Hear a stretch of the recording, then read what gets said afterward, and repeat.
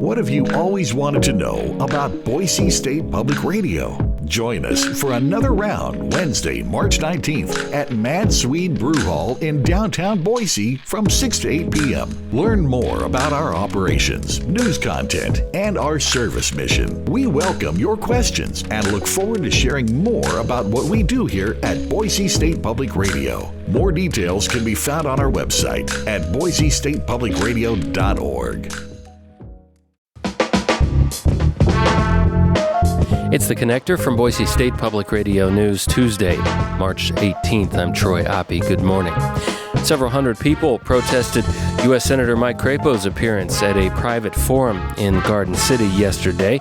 Lawmakers want to tighten Idaho's indecent exposure law. Plus, what's next for Highway 95 after a landslide between Council and New Meadows undermined the highway. And Boise State University's president could be on the way out. Those stories and more right now on The Connector. About 200 people lined up on Chinden Avenue in Garden City Monday to protest U.S. Senator Mike Crapo. He was holding a private forum inside the Riverside Hotel. Our Julie Luquetta was there. Protesters held signs calling out South African billionaire Elon Musk's position in the federal government and asking the senator to, quote, do his job.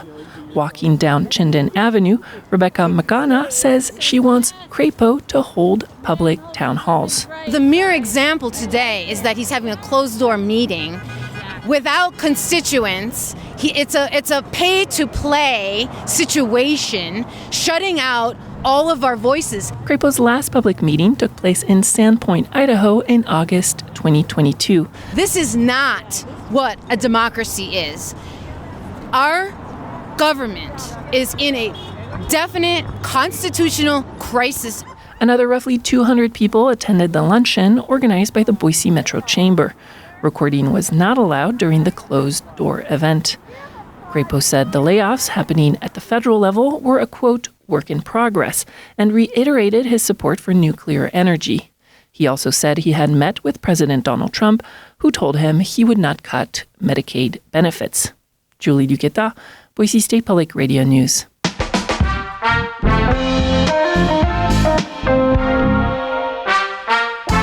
Another controversial Idaho House bill crossed over to the state Senate late Monday. It comes from a group of Canyon County lawmakers who want to amend Idaho's indecent exposure law. Nampa City Councilman Sebastian Griffin says it stems from a pride event in the county last June. And we had an event in a public park in Lakeview Park. I saw an individual who was topless, exposing their nipple and areola. Now, when I had saw this, frankly, I was shocked, and I saw local police, Nampa police there. I went up to them and said, "Officer, why isn't this individual covered up, or why haven't they been talked to?" And he said, "That is a man." Griffin there speaking to a committee yesterday. Current state law allows men to be topless from the waist up, but not women. If approved, the proposal would outlaw being topless with augmented breasts or fake breasts, regardless of gender identity. Testifying against the bill, Rachel Pierce says it would even outlaw displaying some sex toys. This bill's language and lack of clarification is troubling and harmful to women and the LGBT community. Now we're criminalizing toys. Tell all the bachelors and bachelorettes they can no longer have their parties as they've had them for generations. Where does it stop, if not at genital exposure? According to the language of this bill, it goes as far as any person or persons can be offended, and frankly, I find that offensive. Democrats have pushed back against House Bill 270, but a Republican majority pushed it through committee yesterday. It now heads to the full Senate for consideration. Highway 95 remains closed in both directions between Council and New Meadows due to a landslide that compromised the stability of the roadway.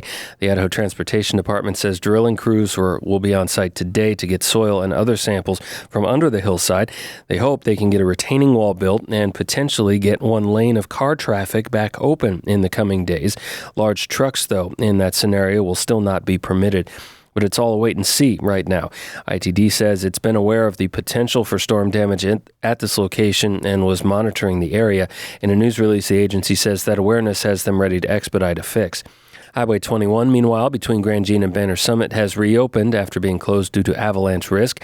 And the recent wet weather has forced transportation officials in Jerome County to shift the overnight closure of Interstate 84 at the South Jerome interchange to Wednesday and Thursday nights this week. Crews are working on the Lincoln Avenue Bridge. Eastbound lanes will close Wednesday night at 9. Westbound will close Thursday night.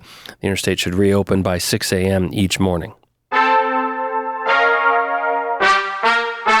Idaho Governor Brad Little has issued a preventative disaster declaration in North Idaho's Kootenai County as emergency officials there are trying to stave off potential severe flooding. Rainfall and early spring runoff caused a partial collapse of a culvert and damaged floodgates on 4th of July Creek near Dudley.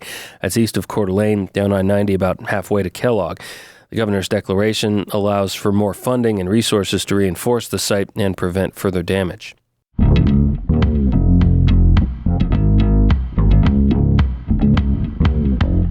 The University of Vermont says Boise State University President Dr. Marlene Tromp is the sole final candidate in their search for a new university president.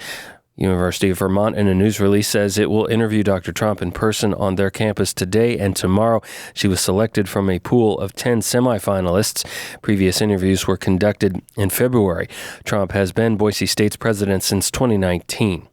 The National Association of Collegiate Directors of Athletics yesterday announced Boise State's Jeremiah Dickey as the National Athletic Director of the Year in major college sports.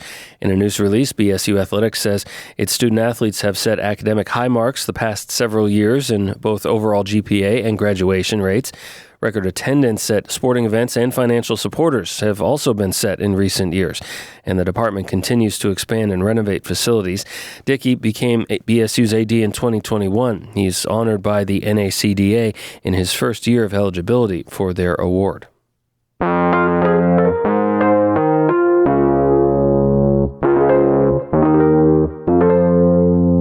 The future of Interfaith Sanctuary in Boise is murky as the city works to refine its rules around how zoning code disputes are solved between the Planning and Zoning Commission and the City Council. That follows a Supreme Court decision blocking the new Interfaith Sanctuary permit. State lawmakers are also pushing bills criminalizing sleeping in public and establishing new shelters within 300 feet of residential properties. Interfaith is one of several shelter operations in the Boise metropolitan area.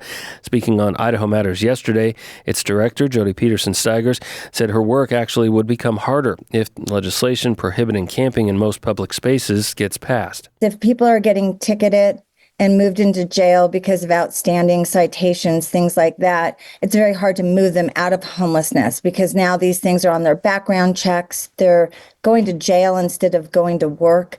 And it's basically making them more homeless.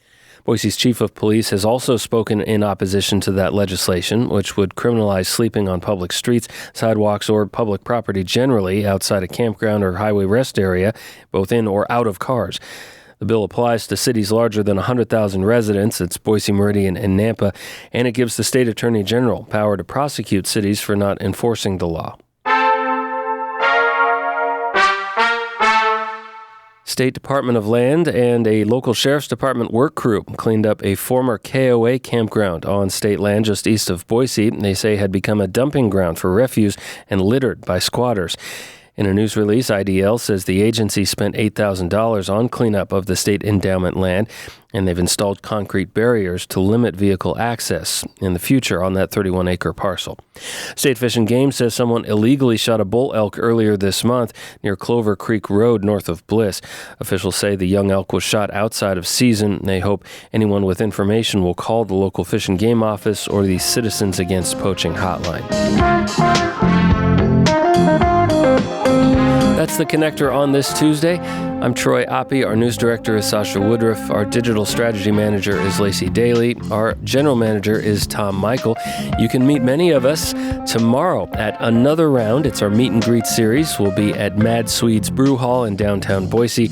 Come see us Wednesday evening. There's more details on that event at our website, boisestatepublicradio.org.